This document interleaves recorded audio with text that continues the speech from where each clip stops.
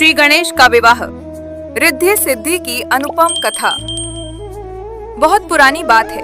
कैलाश पर्वत पर माँ पार्वती ने सुना कि उनके पुत्र गणेश का विवाह तय होना चाहिए, पर पूरे ब्रह्मांड में कोई कन्या उनके योग्य प्रतीत नहीं होती थी। दूसरी ओर ब्रह्मा जी की दो कन्याएं थीं, रिद्धि समृद्धि और सिद्धि सफलता।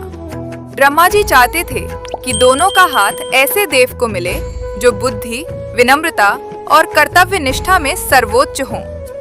एक दिन देवताओं ने निश्चय किया, जो देवता तीनों लोकों की परिक्रमा सबसे पहले पूरी करेगा, वही रिद्धि सिद्धि से विवाह करेगा।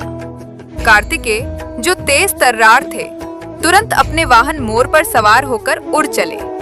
गणेश जी ने अपने छोटे से मूषक को देखा और मुस्कुरा दिए।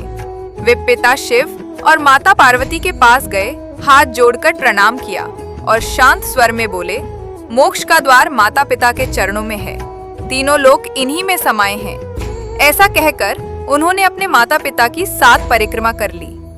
कार्तिकेय लौटे तो देखा कि गणेश जी पहले ही विजयी घोषित हो चुके हैं। ब्रह्मा जी उनके तीक्ष्ण बुद्धि बल से अभिभूत हुए। उन्होंने दोनों कन्याओं का वरमाला सहित स्वागत किया।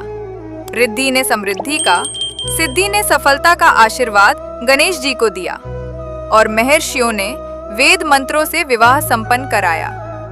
समस्त देवताओं ने पुष्प वर्षा कर जय जयकार की। वक्रतुंड महाकाय।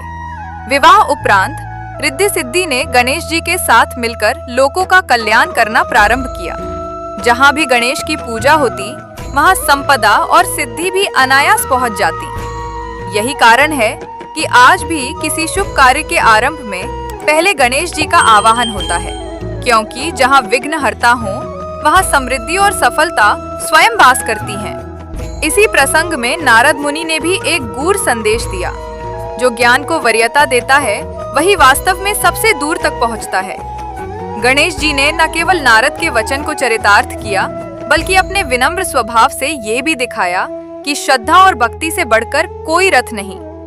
विवाह के बाद कैलाश पर उत्सव मना, मोदकों की नदियां बहीं और रिद्धि सिद्धि ने स्वयं हाथों से स्वस्तिक के चिन्ह अंकित कर घर आंगन को पवित्र किया। देवर्षि ने घोषणा की, जिस गृह में